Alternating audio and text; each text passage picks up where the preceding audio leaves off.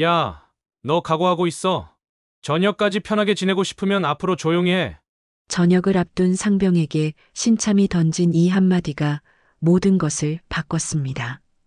10명의 정체불명 신참들이 부대를 장악하기 시작했고 한 사람만이 이들에게 맞섰죠. 하지만 그가 마주한 진실은 상상을 초월했습니다. 끝까지 보시고 좋아요, 무료이니 꼭 눌러주세요. 1989년 겨울, 경기도 산골 부대의 새벽은 언제나 칼바람과 함께 시작됩니다. 기상 나팔이 울려 퍼지는 순간 병사들은 반사적으로 몸을 일으켜 세면장으로 향했죠. 하지만 이강수만큼은 달랐습니다. 28배 나이 전역을 2달 앞둔 상병인 강수는 매일 아침 작은 달력에 빨간 X표를 그으며 하루하루를 지워나가고 있었습니다.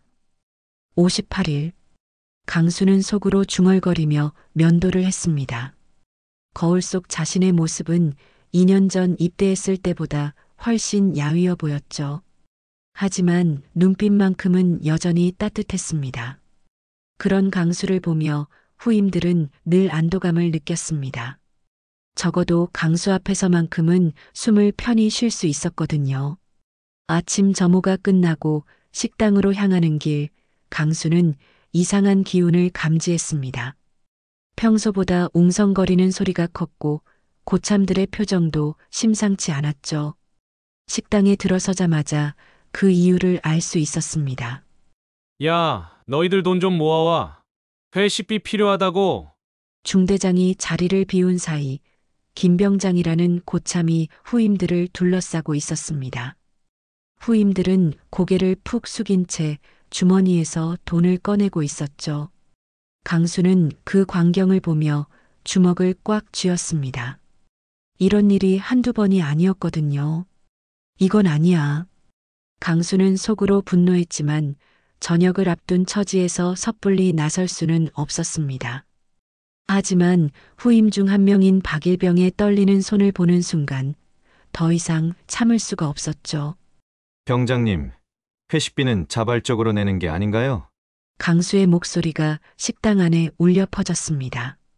순간 모든 시선이 강수에게 집중됐죠. 김병장은 놀란 듯 강수를 쳐다봤습니다. 뭐? 누가 말대꾸 하래? 말대꾸가 아니라 정당한 의견입니다. 후임들이 원하지 않는데 억지로 돈을 받는 건 옳지 않죠. 김병장의 얼굴이 붉어졌습니다. 다른 병사들은 숨죽이며 두 사람의 대치를 지켜봤죠. 공기가 팽팽하게 긴장되는 순간이었습니다. 야, 이강수. 너 저녁 얼마 안 남았다고 까불어? 김병장이 위협적으로 다가왔습니다. 조용히 있으면 편하게 나갈 텐데 왜 쓸데없이 나서려고 해?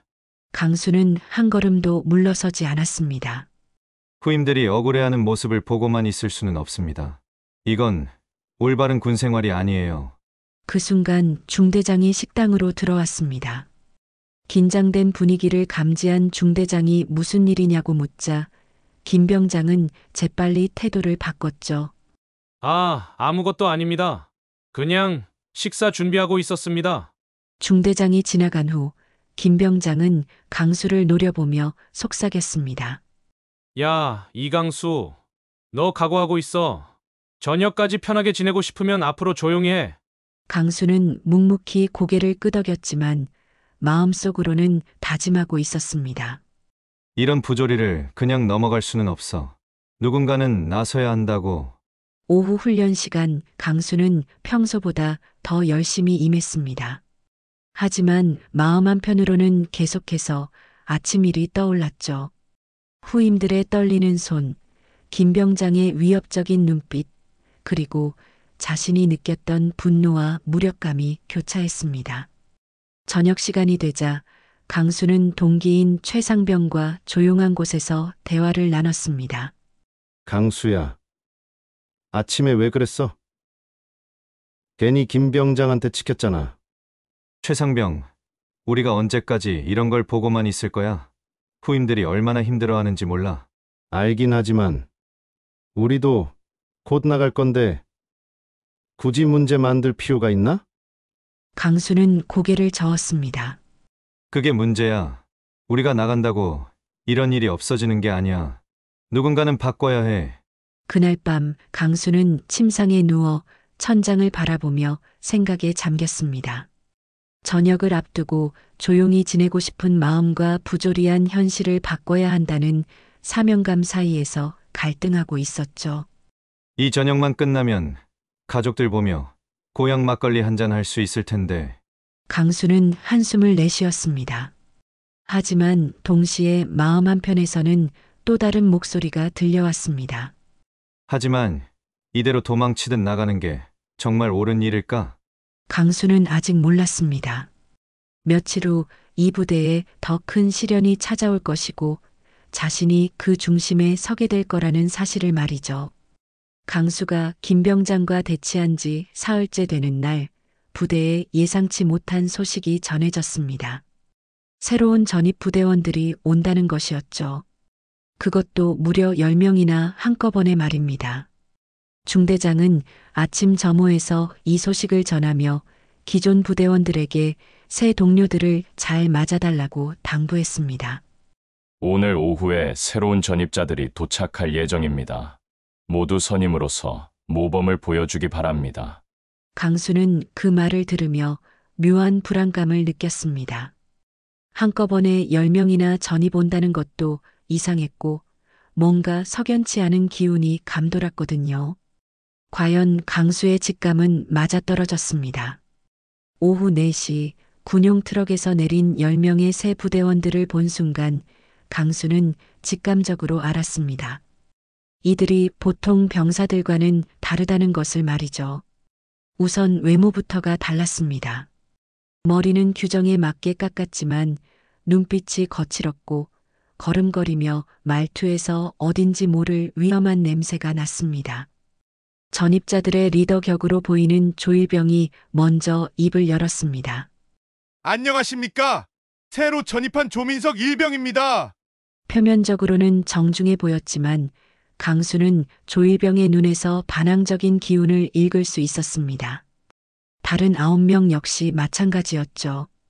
이들의 자기소개가 끝나고 각자 생활관 배정을 받는 동안 강수는 계속해서 이들을 관찰했습니다. 문제는 그날 저녁부터 시작됐습니다.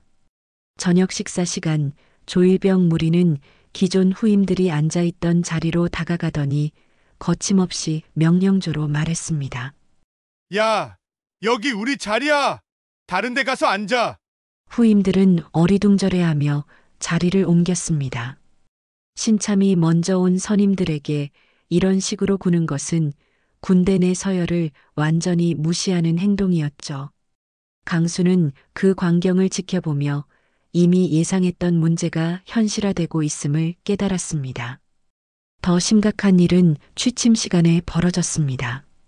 조일병 무리 중 한 명인 박일병이 기존 후임 중 가장 어린 김희병에게 접근했습니다.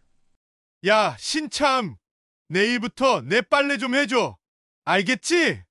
김희병은 당황한 표정으로 대답했습니다. 죄송하지만 저도 해야 할 일이 많아서. 그 순간 박일병의 표정이 험악하게 변했습니다. 뭐, 지금 거부하는 거야? 너 군기가 빠졌네. 아닙니다. 하지만은 무슨 하지만이야. 선임이 시키는 건데. 강수는 더 이상 지켜볼 수 없었습니다. 침상에서 일어나 두 사람 사이로 다가갔죠. 잠깐. 박일병, 김희병은 내가 관리하는 후임이야. 무슨 일인지 나한테 말해봐. 박일병은 강수를 위아래로 훑어보더니 비웃는 듯한 표정을 지었습니다. 아, 상병님이시네요. 근데 이게 상병님이 관여할 일인가요? 우리끼리 해결할 문제인데. 후임을 괴롭히는 건 명백한 군기 위반이야. 그리고 신참이 먼저 온 후임한테 일을 시키는 것도 잘못된 거고. 조일병이 이 대화를 듣고 다가왔습니다. 상병님, 죄송합니다. 저희가 좀 서툴렀나 보네요. 앞으로 조심하겠습니다. 겉으로는 사과하는 듯 했지만 조일병의 눈빛에는 전혀 반성하는 기색이 없었습니다. 오히려 강수를 대놓고 무시하는 듯한 시선이었죠. 강수는 그 순간 이들이 단순한 문제아들이 아니라는 것을 확신했습니다.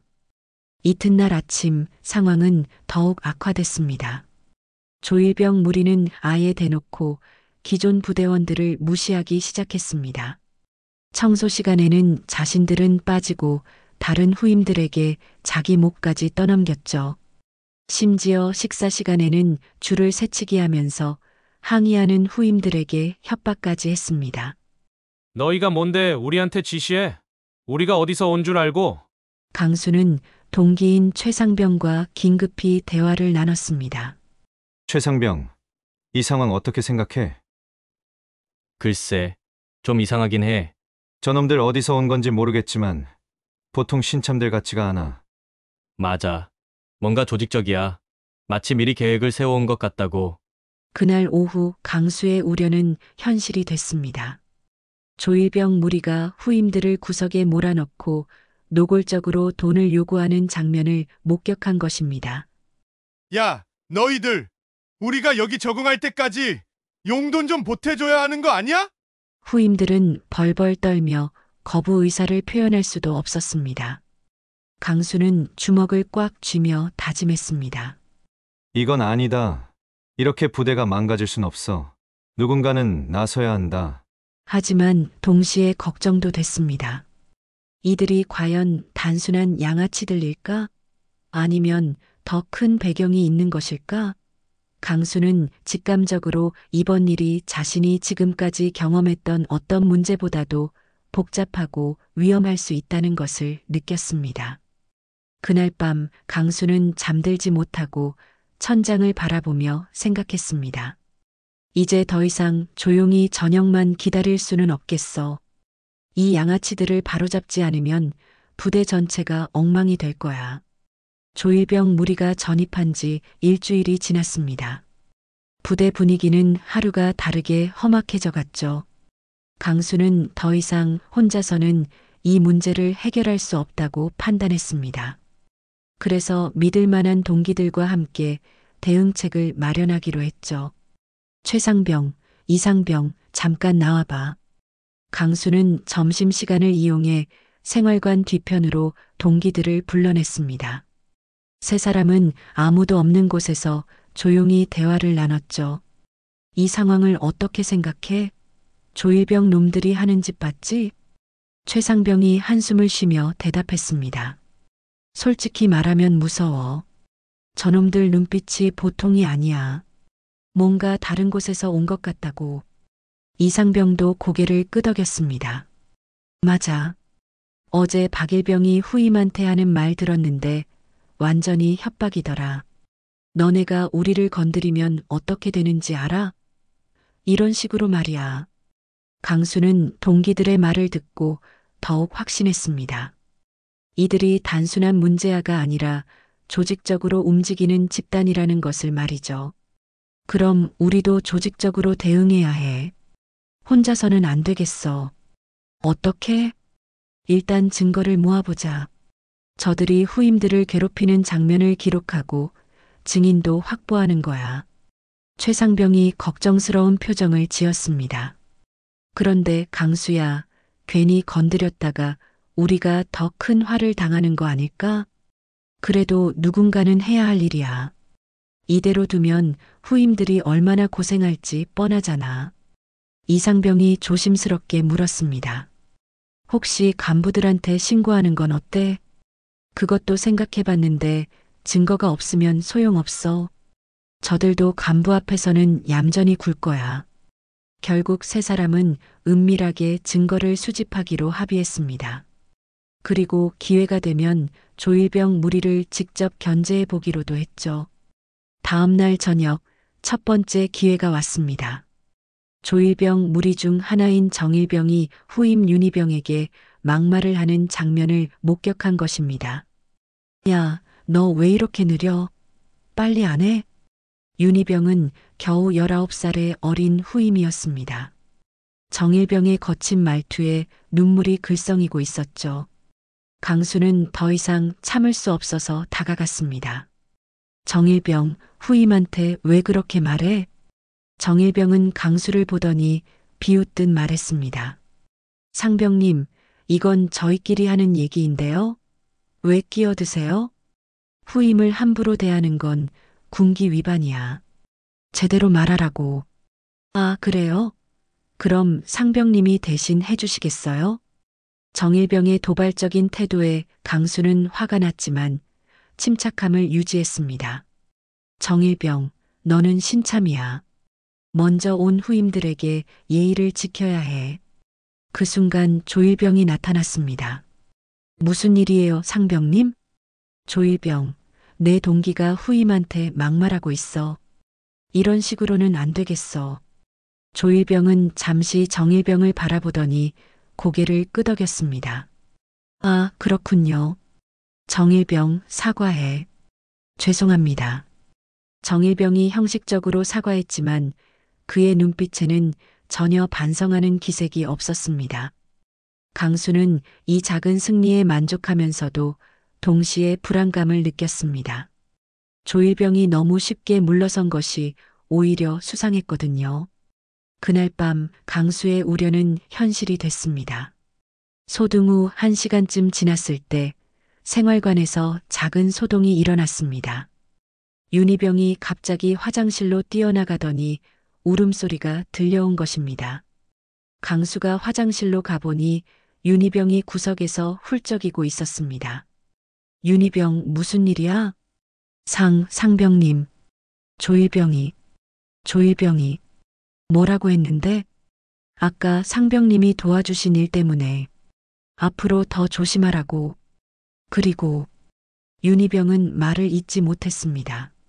강수는 혈관이 터질 것 같은 분노를 느꼈습니다. 자신이 후임을 도와준 것 때문에 오히려 그 후임이 더 큰 고생을 하게 된 것입니다. 윤희병, 정확히 뭐라고 했는지 말해봐. 조일병이 앞으로 상병님한테 일러 바치면 더 심하게 당할 거라고. 그리고 우리가 어디서 온 줄 아느냐고. 강수는 주먹을 꽉 쥐었습니다. 이들이 단순한 양아치가 아니라 뭔가 더 큰 배경을 가진 집단이라는 확신이 들었죠. 이튿날 아침 강수는 동기들과 다시 만났습니다. 어제 일 들었어? 최상병이 걱정스럽게 말했습니다. 들었어. 이제 정말 위험해진 것 같은데? 포기할 수는 없어. 오히려 더 확실하게 해야겠어. 이상병이 물었습니다. 어떻게? 이제부터는 정면 승부야. 저들이 후임을 괴롭히는 걸 보면 바로 막을 거야. 그리고 증거도 계속 모으고. 너무 위험하지 않을까? 위험하더라도 해야 해. 지금 포기하면 후임들이 계속 고생할 거야. 강수는 마음을 단단히 먹었습니다. 저녁을 2달도 채 남기지 않은 상황에서 이런 문제에 휘말리는 것이 현명하지 않다는 것을 알고 있었습니다. 하지만 동시에 알고 있었죠. 자신이 나서지 않으면 아무도 나서지 않을 것이라는 사실을 말입니다. 그날 오후 훈련 시간, 강수는 조일병과 마주쳤습니다. 조일병이 은근히 웃으며 다가와 말했습니다. 상병님, 어제 일은 정말 죄송했습니다. 저희가 아직 적응을 못해서 그런 것 같아요. 표면적으로는 사과하는 듯 했지만 강수는 조일병의 눈에서 전혀 다른 메시지를 읽을 수 있었습니다.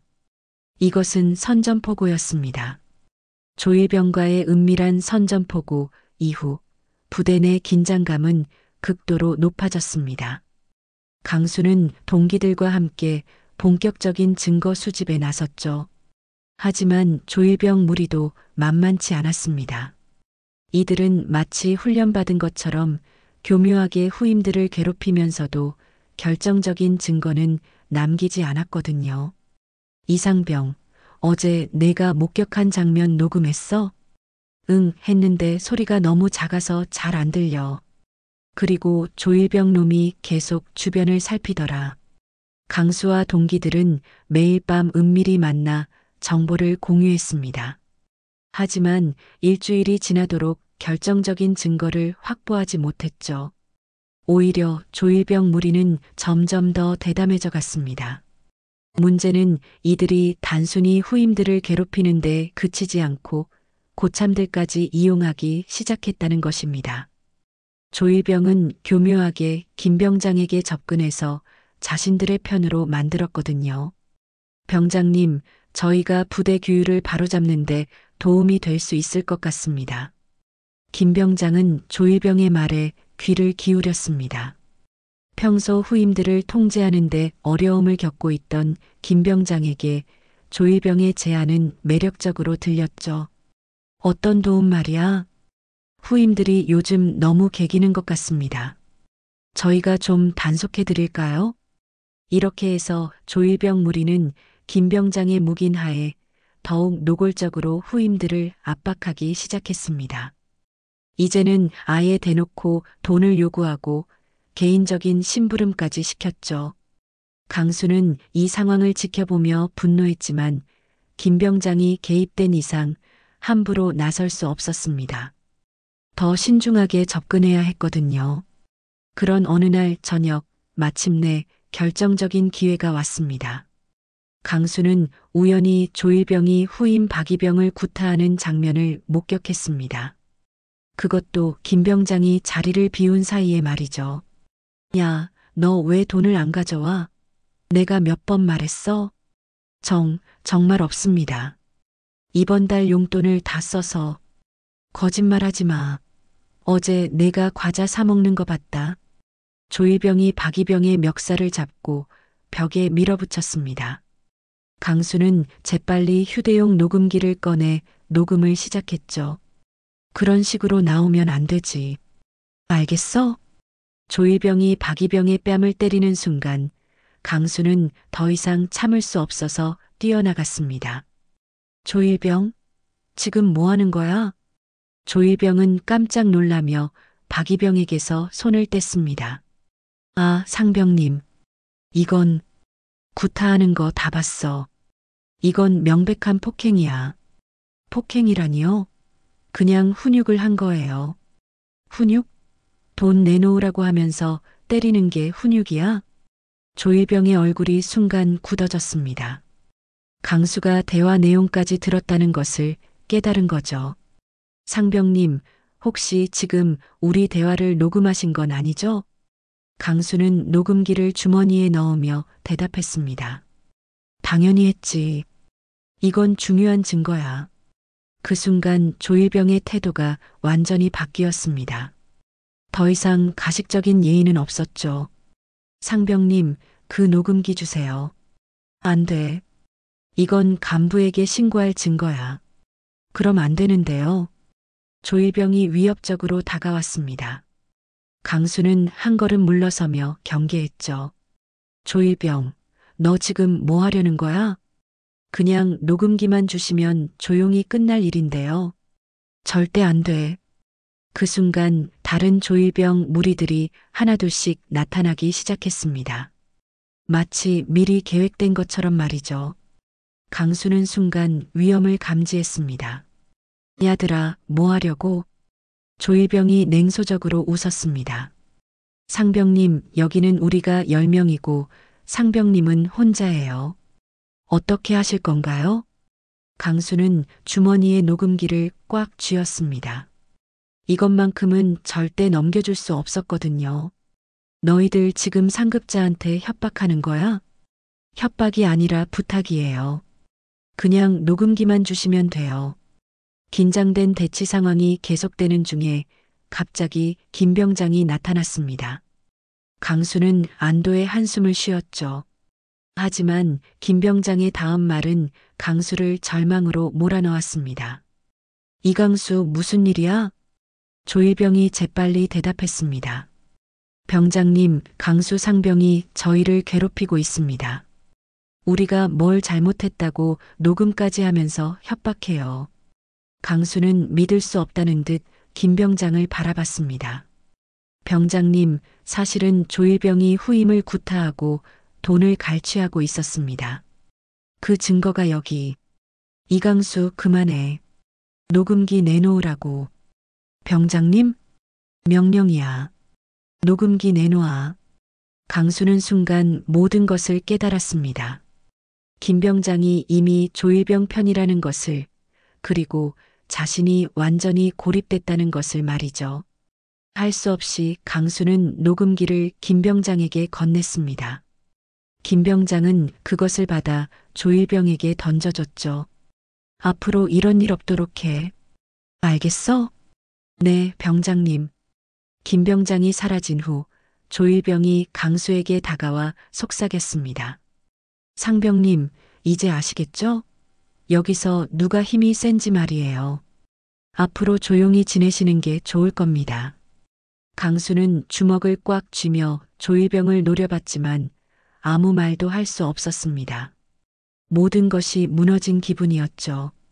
그날 밤 강수는 동기들에게 일어난 일을 털어놓았습니다. 완전히 당했어. 김병장까지 져들 편이야. 최상병이 한숨을 쉬었습니다. 이제 어떻게 하지? 간부들한테 신고해도 믿어줄까? 모르겠어. 증거도 없고 김병장이 져들 편이니까. 강수는 절망감에 빠져들었습니다. 하지만 동시에 마음 한편에서는 새로운 분노가 치솟고 있었죠. 녹음기를 빼앗긴 지 사흘이 지났습니다. 강수는 그동안 조용히 지내며 다음 기회를 노리고 있었죠. 하지만 조일병 무리는 이제 아예 대놓고 부대를 장악하기 시작했습니다. 김병장의 비호 아래 후임들을 마음대로 부리고 심지어 다른 선임들까지 무시하는 지경에 이르렀거든요. 그런데 이날 오후 강수에게는 상상도 못한 일이 벌어졌습니다. 조일병이 대놓고 도전장을 내민 것입니다. 그것도 후임들이 모두 보는 앞에서 말이죠. 점심시간이 끝나고 생활관으로 돌아온 강수는 이상한 분위기를 감지했습니다. 후임들이 모두 긴장한 표정으로 서 있었고 그 앞에 조일병이 서 있었거든요. 상병님 오셨네요. 조일병의 목소리에는 더 이상 가식적인 존댓말이 없었습니다. 완전히 적대적인 톤이었죠. 무슨 일이야? 별거 아닙니다. 그냥 후임들한테 부대 생활의 현실을 알려주고 있었어요. 강수는 후임들의 표정을 살펴봤습니다. 모두들 공포에 질린 모습이었죠. 특히 박이병은 눈가에 멍이 들어 있었습니다.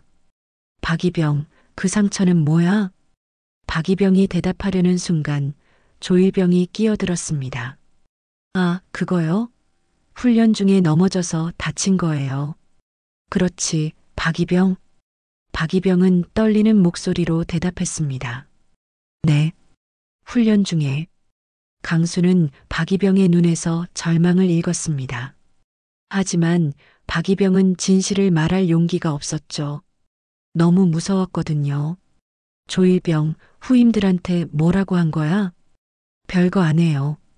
그냥 앞으로 누구한테 일러 바치면 어떻게 될지 알려준 거예요. 조일병의 도발적인 태도에 강수는 화가 났지만 참고 견뎠습니다.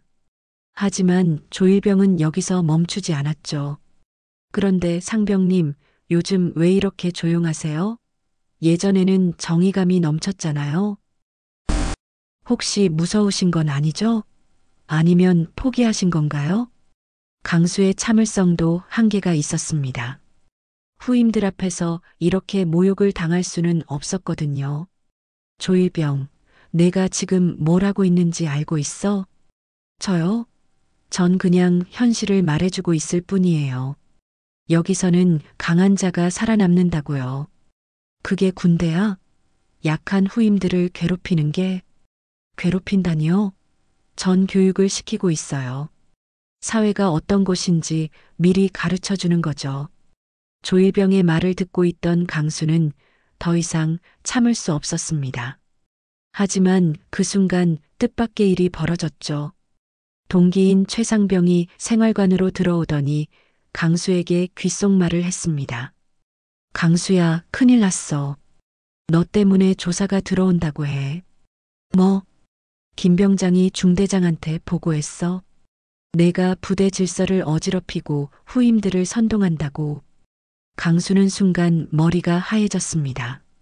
모든 것이 뒤바뀐 거였죠. 자신이 조일병 무리를 고발하려고 했는데 오히려 자신이 문제아로 몰린 것입니다. 그게 무슨 소리야? 김병장이 증거까지 만들어놨어. 내가 녹음기로 선임들을 협박했다고 하고 후임들을 선동해서 부대 분위기를 해쳤다고 해. 강수는 조일병을 바라봤습니다. 조일병은 승리한 듯한 미소를 띠고 있었죠. 상병님, 이제 아시겠어요? 여기서는 제가 이기는 게 당연하거든요. 너희들이 미리 계획한 거구나. 계획이라니요? 전 그냥 적응하고 있을 뿐이에요. 이 부대의 새로운 질서에 말이죠. 그 순간 생활관 문이 열리며 중대장이 들어왔습니다. 뒤이어 김병장도 따라왔죠. 이상병, 앞으로 나와. 강수는 가슴이 쿵쾅거렸지만 당당하게 앞으로 나갔습니다. 네, 중대장님. 김병장한테 들었는데 내가 요즘 부대 질서를 어지럽히고 있다면서? 그런 일은 없습니다, 중대장님. 그럼 이건 뭐야? 김병장이 녹음기를 내밀었습니다. 강수가 빼앗겼던 그 녹음기였죠. 이 안에 내가 후임들을 선동하는 내용이 들어있다고 하던데? 강수는 당황했습니다. 분명히 그 녹음기에는 조일병이 후임을 구타하는 내용이 들어있었는데 어떻게 자신이 후임을 선동하는 내용으로 바뀐 것일까요? 중대장님, 그 녹음기는. 변명하지 마. 김병장, 재생해봐. 김병장이 녹음기를 재생했습니다. 그런데 나오는 소리는 강수가 녹음했던 내용이 아니었습니다. 교묘하게 편집된 것 같았죠. 강수의 목소리가 들렸습니다. 이런 부조리를 참을 수 없어. 우리가 나서야 해. 하지만 앞뒤 맥락이 잘려나가서 마치 강수가 부대에 방귀를 들고 있는 것처럼 들렸습니다. 이게 뭐야, 이상병? 강수는 억울했지만 어떻게 설명해야 할지 몰랐습니다. 조일병 무리가 이렇게까지 치밀하게 준비했을 줄은 꿈에도 몰랐거든요. 중대장님, 이건 조작된 겁니다. 원래 내용은 조작? 내가 직접 한 말인데? 그 순간 강수를 더욱 절망시키는 일이 벌어졌습니다. 믿었던 동기 중 한 명인 이상병이 나서서 강수를 배신한 것입니다. 중대장님, 강수가 최근에 정말 이상했습니다. 계속 부대에 불만을 토로하고 후임들한테 선임들을 믿지 말라고 하더라고요. 강수는 이상병을 믿을 수 없다는 듯 바라봤습니다. 이상병, 너 지금 뭐라고 하는 거야? 미안해, 강수야. 하지만 사실을 말해야지. 강수는 순간 모든 것을 깨달았습니다. 이상병도 조일병 무리에게 매수됐거나 협박을 받은 것입니다. 아니면 처음부터 그들과 한편이었을 수도 있었죠. 이상병, 중대장이 화난 목소리로 말했습니다. 이상병, 내가 이런 식으로 부대 분위기를 해치면 어떻게 하는 거야? 징계위원회에 회부하겠어. 강수는 모든 것이 무너지는 것을 느꼈습니다. 조일병 무리의 승리였고 자신의 완전한 패배였죠. 그날 밤 강수는 침상에 누워 천장을 바라보며 생각했습니다. 이렇게 끝인가? 내가 잘못한 건가? 정의란 게 이렇게 무력한 건가? 징계위원회 소집 통보를 받은 다음 날 아침, 강수는 마치 다른 사람이 된 것 같았습니다. 평소 따뜻했던 눈빛은 공허해졌고 후임들을 보는 시선도 어딘지 모르게 차가워졌죠. 하지만 무엇보다 강수 자신을 괴롭히는 것은 깊은 자괴감이었습니다. 내가 진짜 잘못한 걸까? 그냥 조용히 저녁만 기다렸으면 이런 일은 없었을 텐데. 아침 점호가 끝나고 혼자 남은 강수에게 최상병이 조심스럽게 다가왔습니다. 강수야, 괜찮아? 뭐가 괜찮겠어? 이제 다 끝났잖아. 포기하지 마. 뭔가 방법이 있을 거야. 강수는 쓴웃음을 지었습니다. 방법? 이상병까지 배신했는데 무슨 방법이 있겠어? 증거도 조작당했고 간부들도 다 저들 편이야. 최상병은 아무 말도 할 수 없었습니다. 상황이 너무 절망적이었거든요. 점심시간 강수는 식당 구석에 홀로 앉아 있었습니다. 다른 병사들은 강수를 피하는 듯 했죠. 문제아로 낙인 찍힌 사람과 어울리는 것을 꺼렸던 겁니다. 그런 강수의 모습을 지켜보던 조일병이 다가왔습니다. 상병님, 밥맛이 어때요? 강수는 조일병을 쳐다보지도 않았습니다. 왜 말씀이 없으세요? 혹시 기분이 안 좋으신가요? 뭘 원하는 거야? 별거 아니에요. 그냥 안부 인사차 온 거예요. 동료 아니에요? 조일병의 비꼬는 듯한 말투에 강수는 주먹을 꽉 쥐었지만 더 이상 화낼 기력도 없었습니다. 상병님, 제가 한 가지 조언해 드릴까요? 징계위원회에서는 솔직하게 잘못을 인정하는 게 좋을 것 같아요. 그래야 처벌도 가볍게 받을 테니까. 그리고 앞으로는 쓸데없이 나서지 마세요. 세상은 원래 강한 자가 이기게 되어 있거든요. 조일병이 떠난 후 강수는 혼자 중얼거렸습니다. 강한 자가 이긴다고? 그럼 정의는 뭐지? 옳고 그름은 아무 의미가 없는 건가? 오후에 강수는 부대 뒷산에 올라갔습니다. 혼자 생각을 정리하고 싶었거든요. 산 정상에서 부대를 내려다보며 강수는 지난 몇 주간의 일들을 떠올렸습니다. 처음에는 단순했어. 후임들을 괴롭히는 놈들을 혼내주면 될 줄 알았지. 하지만 이들은 달랐어. 조직적이고 치밀하고 뭔가 더 큰 배경이 있는 것 같아. 강수는 문득 조일병이 했던 말을 떠올렸습니다. 우리가 어디서 온 줄 아느냐는 말이었죠. 그 말에는 뭔가 숨겨진 의미가 있는 것 같았습니다. 혹시 이들이 단순한 양아치가 아닐까? 뭔가 더 큰 조직과 연결되어 있는 건 아닐까? 하지만 이런 생각도 잠시 강수는 다시 절망에 빠졌습니다. 설령 그것이 사실이라고 해도 이제 아무도 자신의 말을 믿어주지 않을 테니까요. 해가 지고 부대로 돌아온 강수는 생활관에서 충격적인 장면을 목격했습니다. 후임들이 조일병 무리 앞에 줄을 서서 돈을 바치고 있는 것이었죠. 그것도 아주 당당하게, 마치 당연한 일인 것처럼 말입니다. 박이병, 이번 주분. 네, 여기 있습니다. 윤희병은? 저도 준비했습니다.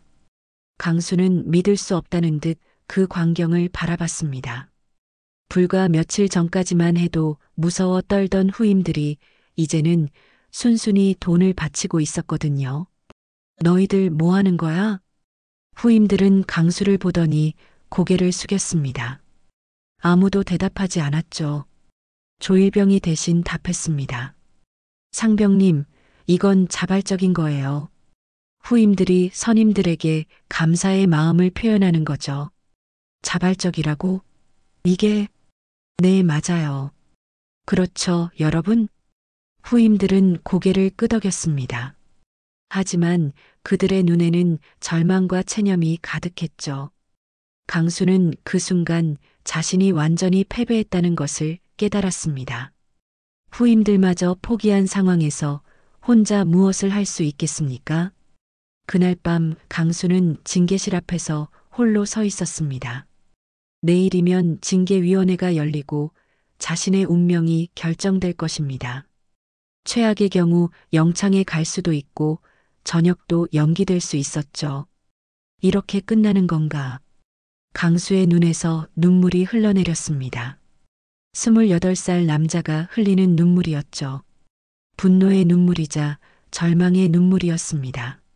나는 진짜 뭘 하려고 했던 걸까? 정해? 옳은 일? 결국엔 다 헛된 꿈이었나? 하지만 그 순간 강수의 마음 깊은 곳에서 작은 목소리가 들려왔습니다. 포기하면 안 돼. 내가 지키려고 했던 건 무엇이었는지 생각해봐. 강수는 고개를 들어 하늘을 바라봤습니다. 별이 유난히 밝게 빛나고 있었죠. 내가 진짜 지키고 싶었던 건 후임들의 존엄이었어. 그들이 인간답게 대접받을 권리였고, 그리고 강수는 문득 고향에 계신 부모님을 떠올렸습니다. 아들이 올바른 사람으로 자라기를 바라셨던 부모님의 마음을 말이죠. 맞아. 내가 여기서 포기하면 안 돼. 설령 이번에 져도 내가 옳다고 믿는 일을 끝까지 해야 해. 그 순간 강수의 눈에 다시 생기가 돌아왔습니다. 절망 속에서도 희망의 불씨를 발견한 것이죠. 아직 끝나지 않았어. 분명히 방법이 있을 거야. 조일병 놈들의 정체를 밝혀내야 해. 강수는 주먹을 꽉 쥐며 다짐했습니다. 끝까지 싸워보자. 더러운 놈들이 이렇게 승리하게 둘 수는 없어. 마침 그때 멀리서 누군가 강수를 부르는 소리가 들렸습니다. 낯선 목소리였죠. 이강수 상병 맞습니까? 강수가 돌아보니 한 명의 전역자가 서 있었습니다. 계급장을 보니 원사 출신인 것 같았죠.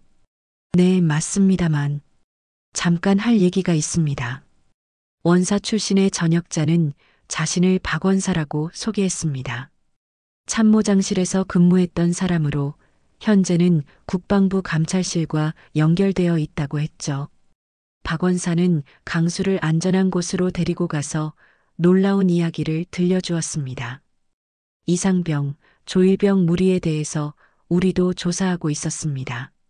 네, 어떻게 저를 아시는 겁니까? 며칠 전부터 이 부대를 감시하고 있었거든요. 그런데 당신이 혼자 그들과 맞서고 있다는 걸 알게 됐습니다. 박원사는 가방에서 두꺼운 파일을 꺼냈습니다. 그 안에는 조일병 무리에 대한 상세한 자료들이 들어 있었죠. 조민석, 일명 조일병. 이자는 군 복무 이전에 이미 조직폭력배와 연루된 전과가 있습니다. 나머지 9명도 마찬가지고요. 강수는 놀라며 자료를 살펴봤습니다. 조일병 무리의 진짜 정체가 드러나고 있었거든요. 그럼 이들이 일반 징집병이 아니라는 말씀입니까? 맞습니다. 이들은 특정 조직의 지시로 군대에 들어와서 내부를 장악하려는 목적을 가지고 있습니다. 특정 조직이라면? 박원사는 잠시 망설이다가 입을 열었습니다. 이건 아직 공식적으로 확인된 것은 아니지만 부대 내 일부 간부들과 연결된 비리 조직이 있을 가능성이 높습니다. 강수는 김 병장의 얼굴을 떠올렸습니다. 김 병장도 연루된 건가요? 김 병장은 아마 말단일 겁니다. 진짜 문제는 더 위에 있어요. 박원사는 또 다른 자료를 보여주었습니다. 당신이 녹음했던 그 파일, 우리가 복원했습니다. 복원이요? 네. 조작되기 전에 원본 말입니다. 강수는 믿을 수 없다는 듯 박원사를 바라봤습니다. 희망의 빛이 보이기 시작한 것이죠.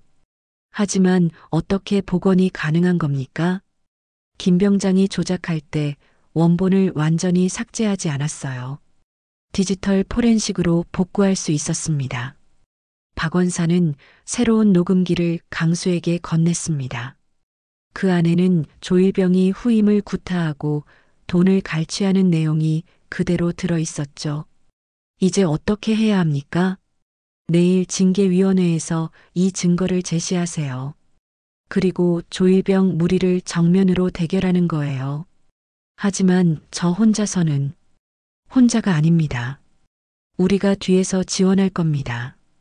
그리고 박원사는 의미심장한 미소를 지었습니다. 조일병 무리 내부에도 우리 편이 있어요. 내부에요? 네. 이상병 말입니다. 강수는 깜짝 놀랐습니다. 이상병이요? 하지만 이상병은 저를 배신했는데요? 그건 우리의 계획이었습니다. 이상병이 조일병 무리에게 접근해서 더 많은 정보를 얻기 위해서였어요. 강수는 모든 것을 이해했습니다. 이상병의 배신은 연기였고 더 큰 그림을 위한 희생이었던 것이죠. 그럼 이상병은 지금 조일병 무리의 핵심 비밀을 파악하고 있습니다. 이들이 단순히 부대를 장악하려는 게 아니라 더 큰 목적이 있다는 걸 알아냈어요. 박원사는 충격적인 사실을 털어놓았습니다. 이들의 진짜 목적은 부대 내무기고 침입입니다. 그리고 그 과정에서 여러 비리를 저지르면서 증거를 조작하고 있어요. 강수는 소름이 돋았습니다. 생각보다 훨씬 심각한 상황이었던 거죠. 무기고요? 네. 조일병 무리의 배후에는 무기 밀매 조직이 있습니다. 이들은 군 무기를 빼돌려서 조직 폭력배들에게 공급하려는 계획을 세우고 있어요. 이제 모든 퍼즐이 맞춰졌습니다. 조일병 무리가 부대를 장악하려는 이유, 김병장을 포섭한 이유, 그리고 강수를 제거하려는 이유까지 모든 것이 명확해진 거죠. 그럼 내일 징계위원회에서 네, 모든 증거를 공개하고 진실을 밝혀야 합니다. 하지만 조심해야 해요. 이들도 마지막 발악을 할 가능성이 높거든요. 박원사는 강수에게 특별한 무전기를 하나 건넸습니다. 위험한 상황이 되면 이걸로 연락하세요. 바로 지원이 갈 겁니다. 그날 밤 강수는 마음을 단단히 먹었습니다. 내일이면 모든 것이 결정될 것입니다. 조일병 무리와의 최후 대결이 시작될 거였죠. 다음 날 아침 징계위원회가 열렸습니다.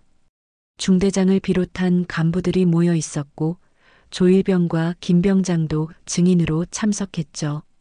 이강수 상병, 혐의 사실을 인정하나? 강수는 당당하게 대답했습니다. 아니요. 저는 무죄입니다. 김병장이 끼어들었습니다. 중대장님, 이미 증거도 있고 증인도 있는데. 그 순간 강수가 복원된 녹음기를 꺼냈습니다. 중대장님, 진짜 증거는 이겁니다. 녹음기에서 나오는 소리는 명백했습니다. 조일병이 후임을 구타하고 돈을 갈취하는 내용이었죠. 조일병의 얼굴이 순간 굳어졌습니다. 그건 조작된 거예요. 조작이라고? 그럼 이건 어떻게 설명할 거야? 강수는 박원사가 준 또 다른 증거들을 공개했습니다. 조일병 무리의 전과 기록, 조직폭력배와의 연관성, 그리고 무기고 침입 계획까지 모든 것이 드러났죠. 회의실이 순간 술렁거렸습니다. 간부들도 당황한 기색이었죠. 이게 사실이냐? 그 순간 이상병이 나타났습니다. 중대장님, 제가 증언하겠습니다. 이상병은 그동안 잠입수사를 통해 확인한 모든 사실들을 털어놓았습니다. 조일병 무리의 진짜 정체, 김병장과의 결탁, 그리고 더 큰 조직과의 연결고리까지 모든 것이 밝혀졌죠. 조일병은 더 이상 변명할 수 없었습니다. 하지만 포기하지 않고 마지막 발악을 시도했죠. 다 거짓말이에요. 이들이 저희를 모함하는 거예요. 하지만 증거는 명백했고 진실은 더 이상 숨길 수 없었습니다. 징계위원회장이 술렁거리는 가운데 조일병은 절망적인 표정으로 사방을 둘러봤습니다. 더 이상 변명할 여지가 없다는 것을 깨달은 거죠. 하지만 그는 마지막까지 포기하지 않았습니다. 좋아요. 모든 게 들통났네요. 조일병이 갑자기 태도를 바꾸며 냉소적으로 웃었습니다. 하지만 끝까지 가보죠. 그 순간 조일병이 품에서 작은 무전기를 꺼냈습니다. 강수는 불길한 예감이 들었죠. 코드 레드. 작전 실행. 조일병의 무전 내용을 들은 순간 중대장이 급히 일어났습니다. 무슨 소리야, 그게? 그때 회의실 밖에서 소동이 일어나기 시작했습니다. 중대장님, 큰일입니다. 무기고에서 화재가 발생했습니다. 한 병사가 뛰어들어와 외쳤습니다. 모든 사람들이 경악했죠. 조일병 무리가 마지막 카드를 꺼낸 것이었습니다. 이건 증거인멸을 위한 거군요. 강수가 말하자 조일병이 비웃었습니다. 증거? 이제 무슨 증거가 남아있겠어요? 중대장이 급히 명령을 내렸습니다. 전 대원 화재 진압에 투입. 회의실이 순식간에 어수선해졌지만 강수는 조일병을 놓칠 수 없었습니다. 조일병, 너는 어디도 못 가. 그 순간 이상병이 나서며 조일병의 퇴로를 막았습니다. 조일병, 내가 숨겨둔 진짜 증거들이 어디 있는지 알고 있어. 뭐? 내가 김병장과 주고받은 돈거래, 장부, 그리고 상부 조직과의 연락 기록들 말이야. 조일병의 얼굴이 창백해졌습니다. 이상병이 그동안 잠입 수사를 통해 핵심 증거들을 확보했던 것입니다. 이상병은 가방에서 두꺼운 서류 뭉치를 꺼냈습니다. 내가 나를 믿고 숨겨둔 곳을 알려줬잖아. 고마워. 그 순간 무기고 쪽에서 폭발음이 들렸습니다. 조일병 무리가 화재를 빌미로 무기를 빼돌리려고 시도하고 있었던 것이죠. 강수는 박원사가 준 무전기를 꺼냈습니다. 박원사님, 지금 상황이 위급합니다. 알고 있습니다. 이미 특수부대가 투입됐어요. 얼마 지나지 않아 헬기 소리가 들려왔습니다. 국방부 감찰실 소속의 특수부대가 부대에 도착한 것이었죠. 이제 정말로 끝이군. 조일병은 체념한 듯 무릎을 꿇었습니다. 김병장도 마찬가지였죠. 특수부대가 화재를 진압하고 조일병 무리 전원을 체포하는 데는 1시간도 걸리지 않았습니다. 그들의 모든 계획이 수포로 돌아간 것입니다. 며칠 후 모든 조사가 끝났습니다. 조일병 무리는 군사재판에 회부됐고 김병장을 비롯한 연루된 간부들도 모두 처벌받았습니다. 배후 조직까지 모두 검거됐죠. 강수는 징계위원회에서 무죄 판정을 받았습니다. 오히려 부대를 구한 영웅으로 인정받았죠. 하지만 강수에게는 다른 것이 더 소중했습니다. 상병님, 정말 고맙습니다. 후임들이 강수에게 고개를 숙여 인사했습니다. 그들의 눈에는 더 이상 두려움이 없었죠. 대신 존경과 감사의 마음이 가득했습니다. 아니야. 내가 당연히 해야 할 일이었어. 강수는 후임들을 바라보며 뿌듯함을 느꼈습니다. 자신이 지키려고 했던 것이 바로 이것이었거든요. 저녁식 날 강수는 부대 뒷산에 다시 올라갔습니다. 몇 주 전 절망에 빠져 있던 바로 그 자리였죠. 하지만 이제는 마음이 평온했습니다. 이상병과 최상병도 강수를 배웅하러 왔습니다. 강수야, 정말 고생 많았어. 너희들도 마찬가지야. 특히 이상병, 고생 많았어. 뭘 당연한 일이었지. 세 사람은 함께 부대를 내려다보며 지난 시간들을 회상했습니다. 그런데 강수야, 후회하지 않아? 조용히 전역했으면 편했을 텐데. 최상병의 질문에 강수는 웃으며 대답했습니다. 전혀. 오히려 이런 일을 겪고 나니까 더 의미 있는 군 생활이었던 것 같아. 그날 저녁 강수는 마침내 전역을 했습니다. 부모님이 마중 나오신 차에 타면서 강수는 창밖을 바라봤죠. 아들아, 고생 많았구나. 네, 아버지. 많이 달라졌네. 더 단단해진 것 같아. 강수는 고개를 끄덕였습니다. 정말로 많은 것이 달라졌거든요. 아버지, 저 이제 진짜 어른이 된 것 같아요. 옳은 일을 위해서는 어떤 어려움도 견딜 수 있다는 걸 알게 됐어요. 차창 밖으로 고향 마을이 보이기 시작했습니다. 강수는 마음속으로 다짐했죠. 이 나이 되면 다들 그때 살았던 세상 얘기를 한다고 하더라. 난 그 안에서 사람을 지켰고 지금은 먼지가 된 진짜 정의가 내 안에 살고 있다. 고향집에 도착한 강수는 부모님과 함께 막걸리 한 잔을 기울였습니다. 그토록 그리워했던 고향 막걸리의 맛은 정말 달콤했죠. 정의를 포기하지 않은 한 청년의 이야기는 이렇게 막을 내렸습니다. 하지만 그가 보여준 용기와 신념은 오랫동안 많은 사람들의 가슴 속에 남아있을 것입니다. 세상의 부조리 속에서도 인간의 존엄을 지켜낸 이강수의 이야기, 마음에 깊이 와닿으셨나요? 이 나이 되면 다들 그때 살았던 세상 얘기를 한다는 그의 마지막 독백처럼 우리도 언젠가 부끄럽지 않은 이야기를 할 수 있는 삶을 살아가면 좋겠습니다. 이런 따뜻하면서도 깊은 감동을 주는 이야기들을 계속 만들어가고 싶어요. 공감해 주신다면 좋아요 한번, 그리고 구독 버튼까지 눌러서 함께 해주세요. 다음 이야기에서 또 만나요. 더운 날씨에 건강 유의하세요.